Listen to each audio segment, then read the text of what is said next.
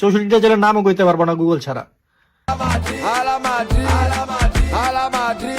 আপনি যদি ওকে আজকে জিজ্ঞেস করেন বাংলাদেশের 64টা জেলার নাম সহ অধিকাংশ থানার নাম বা উপজেলার নাম, আমার মেয়ে বলে দিতে পারবেন।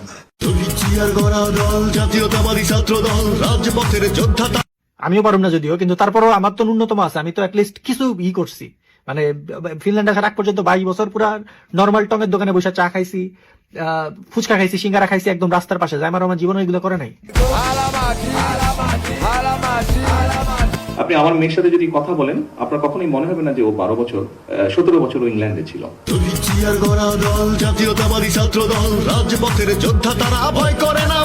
আমাদের এমন কাউরে দরকার যে বাংলাদেশ সম্পর্কে জানে। যেমন আমি 10 বছর যাবত ধরে ফিনল্যান্ডে থাকি, আমারও যদি এখন বাংলাদেশে পাঠায় দেন আমি পারবো না, কারণ অনেক কিছুই আমাদের ম্যাচ করবে না। আর হ্যাঁ, তো হারাটা জীবনই কাটছে হ্যাঁ লন্ডনে, বাংলাদেশ সম্পর্কে জানে না কি। সে কখনো রামপুরা থেকে 6 নম্বর বাসে ঠেলা ঠেলা মতিঝিল পর্যন্ত যায় নাই। সে জন্ম হয়েছে তার সোনার চামচ মুখে দিয়া, সারাটা জীবন ছিল লন্ডনে, বাংলাদেশের ব জানে না সে। বাংলাদেশের মানুষের যে সাফারিংস তার ব সে নলেজ নাই তার। আমার মেয়ের সাথে কথা বললে কখনোই আপনার মনে হবে না যে ওর পড়ালেখা, বন্ধু বান্ধব সবকিছু বিদেশি মনে হবে না। কেন জানেন? এটা হচ্ছে মানসিকতার ব্যাপার, এটা হচ্ছে পরিবারের বিষয়, এটা হচ্ছে মানসিকতার ব্যাপার। রাখবেন, উই হ্যাভ এ প্ল্যান।